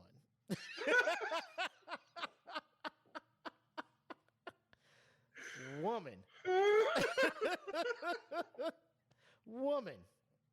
If for the love of God and the sanctity of this marriage. Why the fuck did I marry you? What is this? What's the sheriff's number? Call 911. I don't know the number. Karen, I need you to realize there's a black man who tried to steal our shit. Act like and go off your instinct and bring the cops here by any means necessary. I know you can do it, Karen. I know you can do it. Imagine there's a group of them barbecuing in a park. Did you call the cops? I don't know the number. What's the number? And in the meantime, this man is trying to dig all this snow out, not knowing that his wheels are not touching the ground. Like, oh, fuck. Clearing the snow is not the problem. The problem is your little car is up on the snowbank and you can't get it off. But watch how, like, at some point I'm watching this, I'm like, is this man not about to just break on foot and be like, I'm out? But then his car's there, right? So they're, the cops will come see your car and find out where you stay at. But this man is trying his hardest to get away.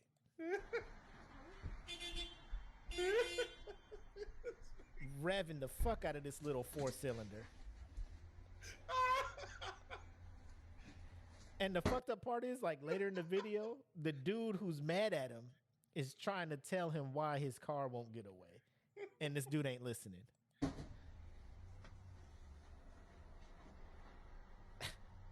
That'll do it. I got it. I ride spinners. I ride spinners. They don't stop. Ride spinners. I ride spinners. They don't stop.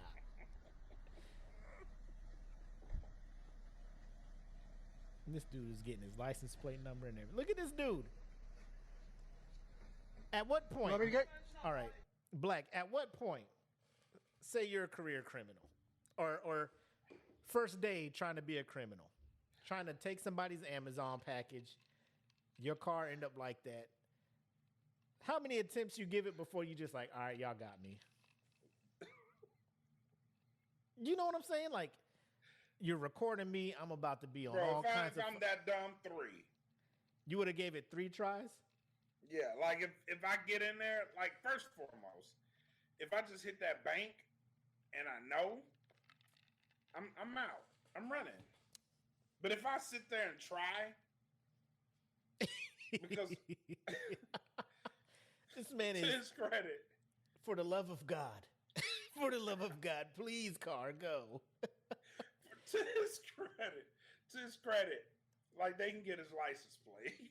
Deontay, that's what I'm like. You know you're caught regardless, right? Yeah. You may not be caught immediately, but if you run and leave your car there, all your shit in the glove box, hopefully, right? Yeah. License plate, registration, they know where you at, right?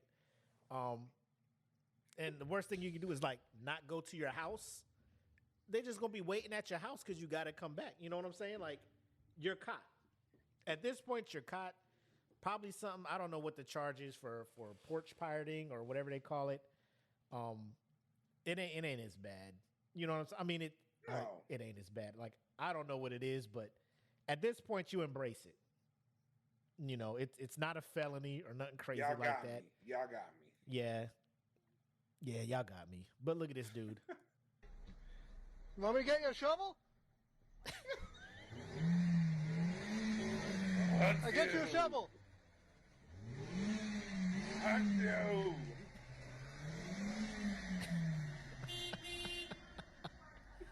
This man is trying to push his car.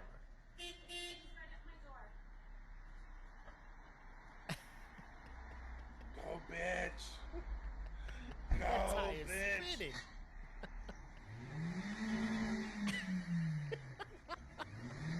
He rocking the car and Got shit. the smoke coming out. It's front wheel drive. You need to get the other. 5244 Churchill Meadows Boulevard, Mississauga. It's front wheel drive. You need to get the wheels on the ground. My man said, please, I'm sorry. The wheel is not even on the ground. You need to get the wheel on the ground.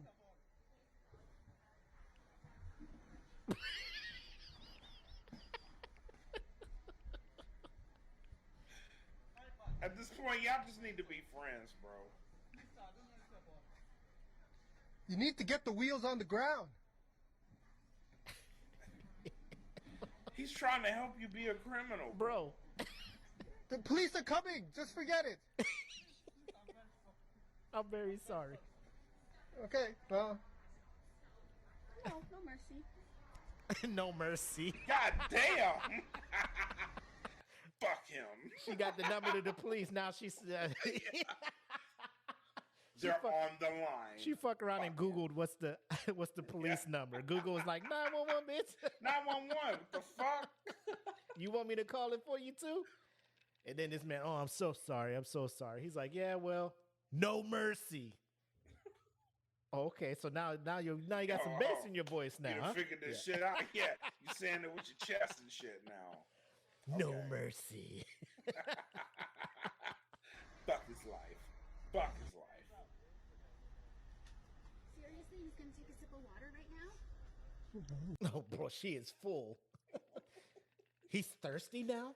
This asshole? Cops show up, now she a different woman. Yeah. She's safe and secure. Now she can talk her shit.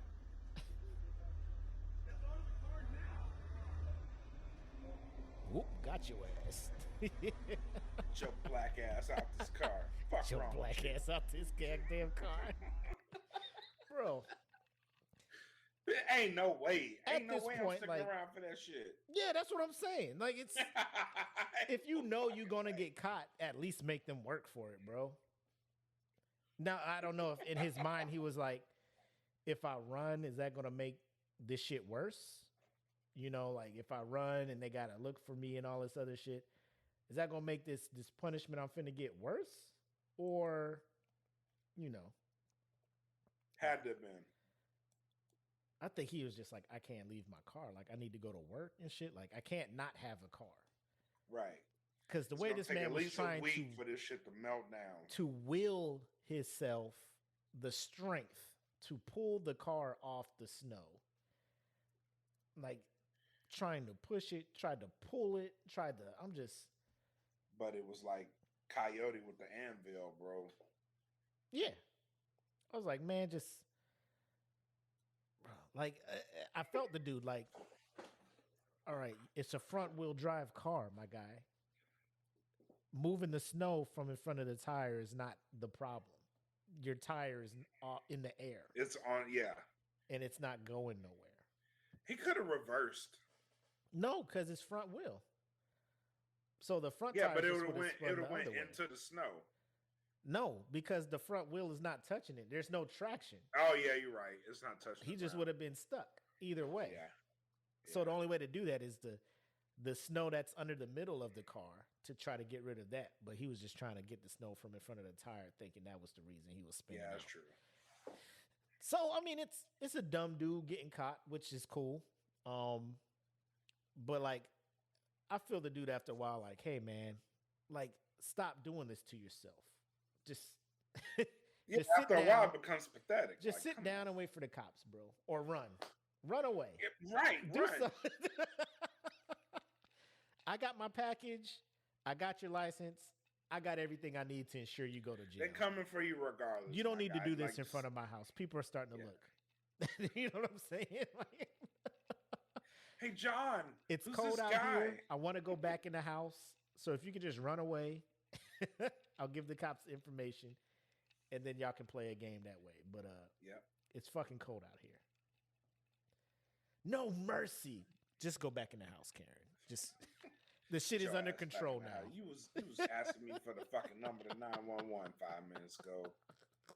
Don't be bold out here. Now you crime buster. Yeah. Now you Judge Dredd, right? Now you out here Judge Dredd. No mercy.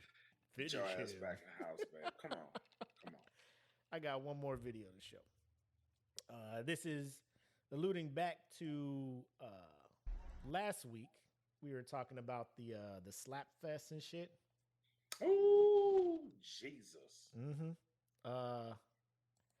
There was one I found of the women's division, I guess. Word. Yes. Because apparently they be slapping just as hard, if not harder, Yeah. than the men. You got that big Bertha that just come out of nowhere and just, This shit is. bro, she stopped making potato salad for one day and knock your ass the fuck out. He said not making potato salad.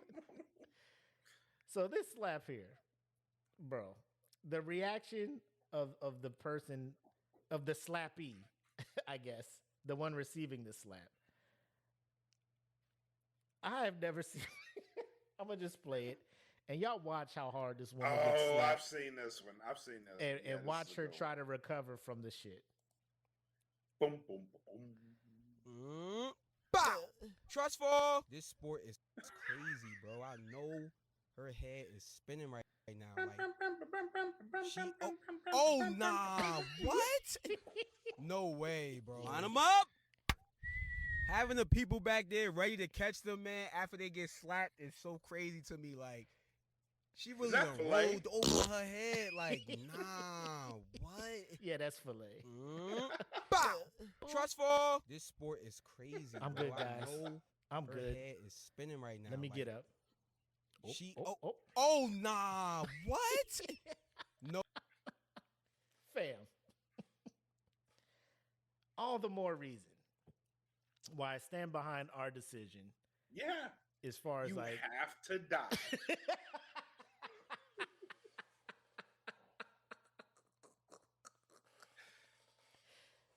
Son, you made me do a somersault. And then you cared for me to make sure that I after you slapped the shit out of me, now you're concerned for me afterwards. Right? Flop. Head, shoulders, knees, and toes. I cannot allow you to live and do a press conference describing how you slap the this shit No. Oh shit. Hey, what's up, EJ? Appreciate it, man. It's just you gotta I hope this lady retires afterwards. There's no other path. You have to retire. I can't. And then I saw the one you did or talked about, oh buddy, like I got that dog in me. Like, bro, why are we out here wilding like this? Like, only to get put on your shit. Bro, listen, if you slap the shit out of me like that, and like if I slap somebody, right? Right. Say I'm giving free reign to just slap the shit out of somebody, and I slap you, and you like, I got the dog in me. You must not have heard. My trunk, bro. I'm going to my trunk. Fuck the bullshit. I see. There's only one way to defeat you. Yes. Bullets. Armed combat. Yeah. No. Be on some John Wick shit. 30 paces. You misunderstood that initial slap. That was me challenging you to a duel. We meet at sunrise. Guns are the next step, sir. It's not a tit for tat here, my guy. Yeah, no. I challenge you to a duel. Oh my God. It was wild. You go on YouTube and just do slap fights or something like that. Bro, these people's faces, like when they go the distance in these things, bro, fucking damage has been done to your face. Yeah. Like the level of purple and blues on their face, and they just be out there like, You in the distance. And they be Motherfuckers like, be looking you like won. Soda Popski out that motherfucker, bro. Like when you knock them down 2 times in a round, and then they get that, you see the damage done to them and shit. It'd be looking like straight fight night champions when your cut man and your swell dude be over trying to control the swelling and you getting your shit pushed in. And you sitting there trying to do the shit with the joystick to make the swelling go down. Like the motherfuckers get slapped, they shit. Like, goddamn, bro, why the fuck is you scratching your scalp after you got slapped? The fact that they have people behind you to dive to try to stop your head from bouncing off the motherfucking thing. Like bro. Filet said, trust fall. Yeah, trust fall. Bro. And that's what I'm saying. These people know the slap is coming and can't stop from getting knocked out. Chris Rock didn't know the slap was coming. Right. Took that shit like a champion. Right. And Will Smith stepped into it and pivoted, which is illegal in slap fight. It's a foul. So even with all the advantages Will had, out of his weight class, all that shit, Chris Rock took that shit, man. I think Chris Rock, he deserves some kudos. I don't know if he could be a competitor in Slap League though. You know, like that episode of he took that shit. That was a surprise slapping. It was no count because in the Slap League they have a count. I don't know what the rebuttal. I don't know if he has the power to. You know what I'm saying? Like he could take the slap. Fair. You know, but is he gonna be able to return? Like Will, I don't think he should be in because obviously his slaps don't pack that much of a punch. You know what I'm saying? You caught a man that was 90 pounds soaking wet with a brick in his pocket. Like, come on, Will. With a brick in his pocket. Come on, Will. You know better. Oh man. But let's go ahead and get into final shots and thoughts, man. What do you have for the Pitmaster community? Again, man, thank y'all so much for getting us to episode 100. We couldn't have got here without y'all, man. Like, you seen it early in the show, like where we came from, how the shows looked, and y'all still put that support into us up until where we are now. You know what I'm saying? So I appreciate each and every last one of y'all for getting us here. Don't just stop supporting, man. Come to the Patreon. Come to the Patreon because these shows are lit on Patreon. They are. For real. They are very lit on Patreon. And you get the pre-show and you get chances for drawings. You know, you got a whole bunch of stuff that you can get into on Patreon. So make sure y'all just come support us, man. And look, we at 1.8. Let's make the push for 2,000, man. Oh, in the group? Let's do that. Yeah. Yeah, I'm down. Let's make that push. I'm down. We hit 2,000. We probably do shot glasses again. Because I know a grip of people were upset. Or they joined after the fact we had the shot glasses. We probably bring them back. Yep. Yeah, I second everything Black said. And I appreciate you guys who have been watching us from day one. Because you guys got to see the glow up to what we do now. And you guys have also supported, because I think the Smoke Pit community is kind of like the ground or the foundation, because a lot of you guys are actually out supporting other shows that we got on the network as well. Saturday Night Nerds, No Gimmicks, the Patio, breaking down the classics, all the other shows. So hell, we got Pitmaster that are now podcasting on the network. So it's a small flex, but it's also cool to see people getting after what they want to get after, right? Yeah. They just started listening. They saw what we were about over on DFPN and decided to get over and to, start doing their own thing, and watching them grow.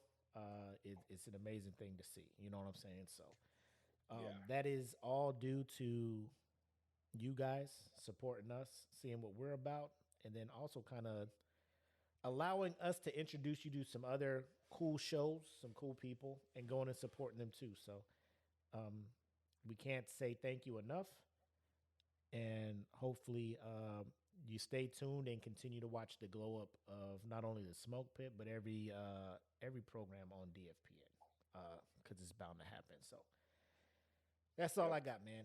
Try not to get emotional, but I'm glad to say I still fit in the inaugural Embrace Debate shirt. I still fit in mine. It's cold.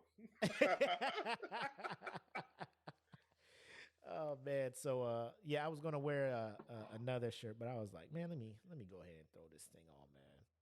So that's cool. It's good to see that the cotton doesn't shrink as much as some people thought it would with the number of times it's been washed. But it's been a hell of a ride to get to 100. I can't wait for the next 100, my guy. Same, bro. Like nobody else I'd rather ride this shit with, man. So hey, I appreciate you, my guy. All good, man. It's all good. And it all started with us talking about Star-Lord being the worst Avenger. Now we're here. Wait. Question. Yes. I know your answer hasn't changed. Okay. How has, from what happened from episode 1 until now, solidified the fact that Star-Lord is the worst Avenger? I don't think anything has solidified it. Like he's just, it's like the GOAT debate when it comes to who's the best basketball player ever, right? Right. Like you have your LeBron Jameses, your Kobe's and shit, motherfuckers that you can be like, oh, they're in the conversation, but at the end of the day, like MJ's that dude. Like Star-Lord is that dude. You know? I appreciate his fuck up giving us more content. You know what I'm saying? But if I was in the thralls of battle with him, right? and I'm in space. Like if I was Spider-Man, like if I was just in high school on a field trip, now I'm in fucking space. I'm fucking the Mad Titan who has these incredible powers. And we come up with the craziest plan. And we are about to get this motherfucking glove off and save the universe. And you are just like, where's my girlfriend? Hey, bro, chill. Let's let's get this thing off first, man. And then when he's regular, man, we can beat the shit out of him, and you can ask all of. Nope. Let me. And I get it, man. Like, I don't know what the time skip was from the end of 2 up to that to where, I don't know how serious they got. You know what I'm saying? But I will say this, and if my wife gets around to listen to this, I hope she understands. I've been with my wife 21 years. Mm-hmm. If Thanos killed my wife to get the Soul Stone, and we were still trying to get we are still trying to get this glove off this man's hand, and I see him, but I don't see my wife, I will wait till the proper time to ask about where my wife is. You know what I'm saying? You know what I'm saying? It's one of them things where it's like, well, you got to know your audience, man. You got to know your place. Read the room, my guy. Read the room. Everybody else struggling, pulling on a part of this dude. He come out of a portal. Whew, hey, but this whole thing, my plan, by the way, and did it like, can you come over here and pull on this arm to get this thing faster, or what are we doing here? Ladies and gentlemen, Apple McCoy is in the chat.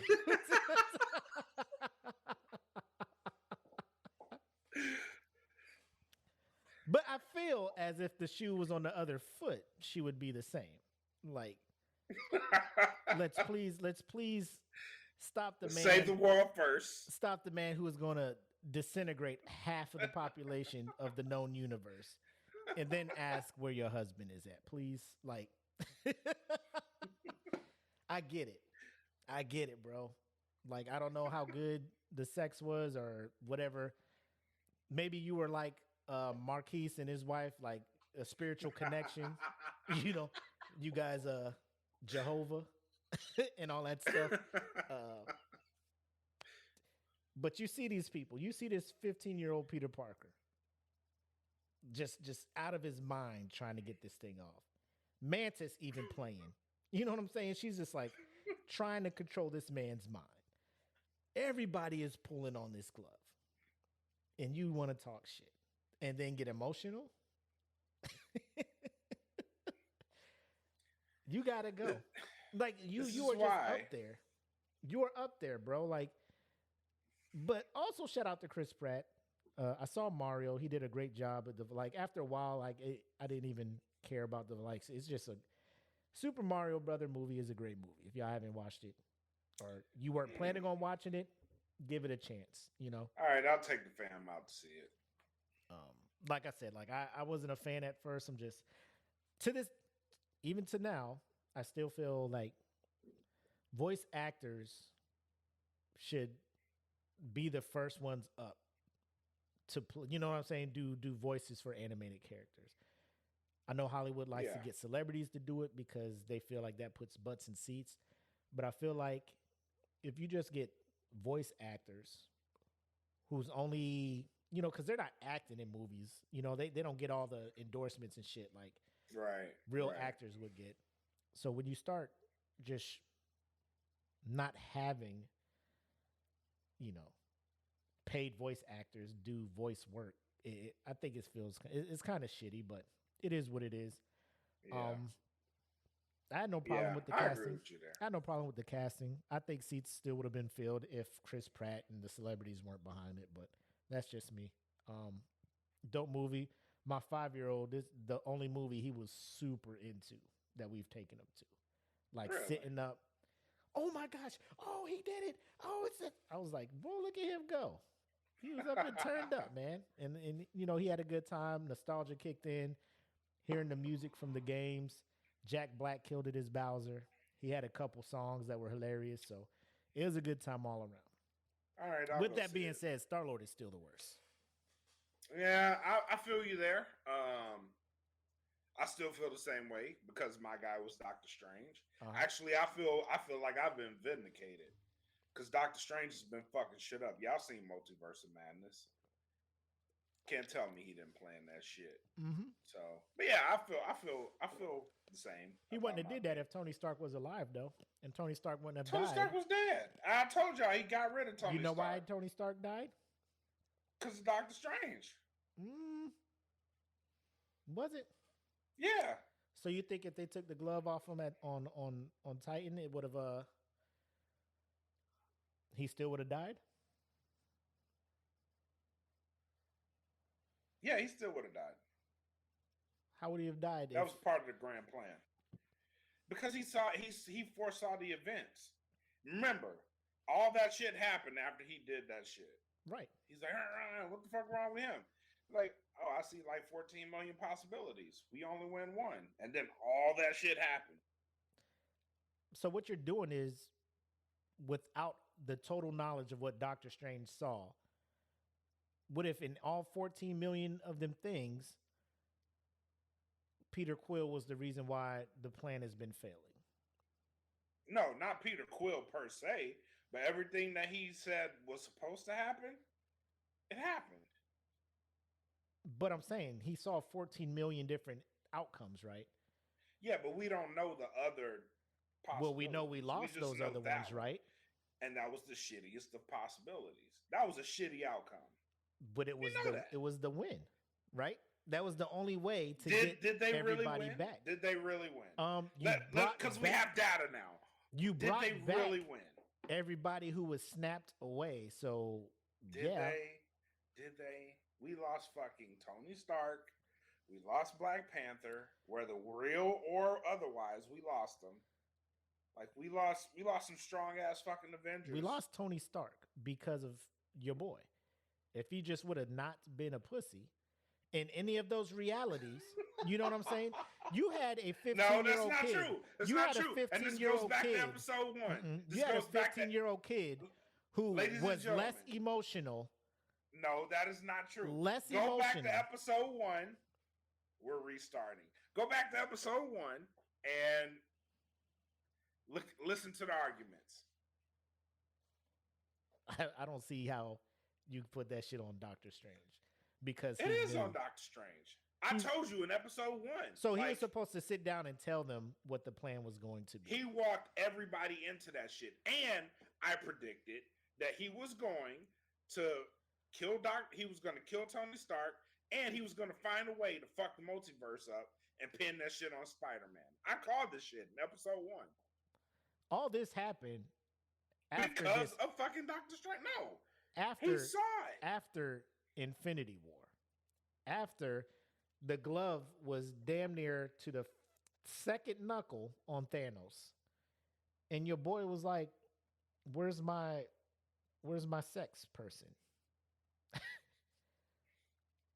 Not true. Don't worry about that. Let's take this glove off. but that shit was supposed to Get happen. the fuck out of here with but. That shit was supposed to happen. It was supposed to happen. So again, like I'm saying, all these other people who got people's lives on the line Yeah, it was supposed are to happen. fighting to get this glove off. This grown man is mad his alien girlfriend is gone and fucks it up. Yeah. That shit was supposed to happen. In the grand scheme of things, if you really wanted to win, it was supposed to happen. So in none of the possibilities, Peter Quill was a G and was just like, You don't know the other possibilities. Neither you do don't you. know that. But That's the what one I'm that saying. did happen, You don't know that. Peter but Quill you was do a bitch. know. But you do know. Nobody else was a bitch in this one possibility. Nobody else. And this whole possibility was a bitch. We don't know that. We do know that because know the that. one possibility that No, played you don't. out. So the thing that played out, the one chance to win that played out, right? That we saw in Infinity, Peter Quill was a bitch, right? Yes. So we know that possibility. Yes. So we know that. So don't tell me I don't know that if the thing I saw happened. But I'm saying in the other possibilities, you don't know what happened. We lose because Doctor Strange was like, if he's not a bitch. So in this possibility, yes, it was supposed to happen. So Doctor So Strange, he was a bitch and in this possibility. This is based on the probability that Doctor Strange saw. We know this. So in this possibility, So you're saying the this is shit what was- we know. So is Peter Quill a bitch? in that possibility, yes. The one that we you know. don't know. Yeah, and the one you So win it- in, he has to be the bitch. one point of data we do have, which is the He thing has we to saw be. played out. Peter Quill was a He has bitch. to be. Yeah, he has to be. So and I rest my case, ladies and gentlemen. no, but I'm saying in this possibility, he had to be that. Also, Tony Stark had to die. Also, this led to a whole cascade of shit. I'm telling y'all, Doctor Strange is the fucking villain. And I've been telling y'all this. Okay. I'm He just is saying. he is the ultimate villain. Star-Lord is still the worst, bro. Like, I can't imagine you saving one planet by breakdancing, and then almost killing your whole friends and shit because you had daddy issues and shit. And Yeah, that's true. That I'm not disagreeing with you. I'm But just what saying it was supposed to be that way. He's the worst one. Because Doctor Strange. I just said want it my that Avengers to be about saving the world. That's what I want them to be about. You know what I'm saying? That's just what I want him to be about. He about sex. I mean, who's to say that what he didn't save the world? Me, because it did. It did, though. In the grand scheme of things, it did. Because the world got saved. Because he was a bitch. So let me and ask you this. And because You're he was a running bitch, with this scenario like this because the outcome was that like bad shit didn't happen. the ultimate outcome is the world got saved. In right? my scenario, my son wrecks both our cars. We had to buy new cars. So Right. we got newer cars that they're nicer than the other ones. So you're saying him wrecking both of our cars was cool and that he is not the issue because we got newer cars. The No, problem I'm is saying that you are still driving a car even though he wrecked your cars. It was supposed to happen. You're still going to drive. The outcome still So, doesn't change. we weren't You're going to get still- newer you cars. have a car. We weren't going to get newer cars if he didn't You were wreck our going to cars. get newer cars. Okay. The outcome just had to be he wrecked your cars. So they could have won if he didn't be a bitch and hit Thanos and fuck up their whole plan. I'm saying because he was a bitch, the plan had to work. Because if he wasn't a bitch, if he wasn't a bitch, they don't get the time stone. If who, bro? This is true. I get it, bro. Lego Movie is a fun movie, man. Chris Pratt does a great job voicing Elliot. I get it. You trying too hard to defend this man, and I will not have it. I'm not. I will not have I'm it. just saying he had to be a bitch. They lost because he didn't pull the glove off. They ended up losing. They got the time stone out of it, and because they got the time stone out of it, they had to go back in time and make all this shit happen, and then they won. That happened, and Tony Stark dies. Because of Star Lord. No, because of fucking Doctor Strange.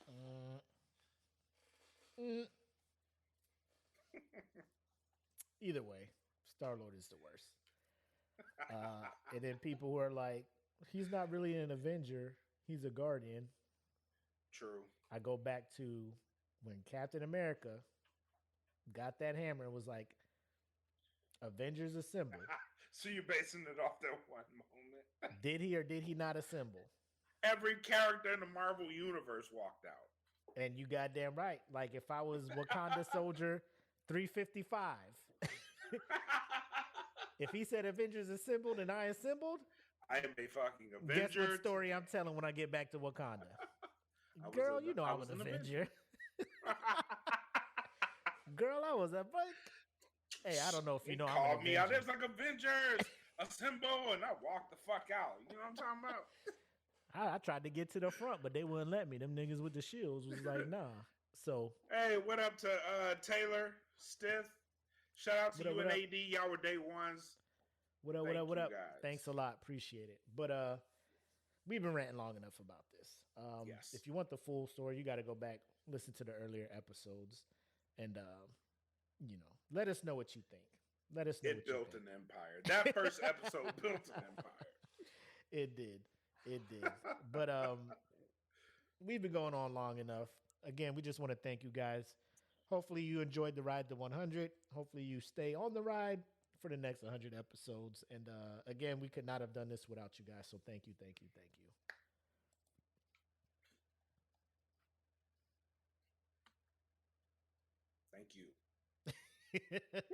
I thought you was gonna flow into your closing statement. Oh, I am. We'll let I am. these people enjoy the rest of their Friday. I am. So thank you guys for tuning in to episode 100, Historical Night of the Smoke Pit. Thank you guys for coming out. God bless you. Until next time, have love, make sex, peace. Peace. Welcome to the smoke pit. It's Friday night, come and take a load off. Come sit in the smoke pit, it's time for us to show off. It's been a long week, come relaxing, get some laughs in, and let's talk about these brackets. And while we at it, tell me whose man's is this? Cause I got questions, I'm hoping you can answer it. Get ready, cause you know we gon' talk a lot of shit. It's Mac and Mac, welcome to the smoke pit.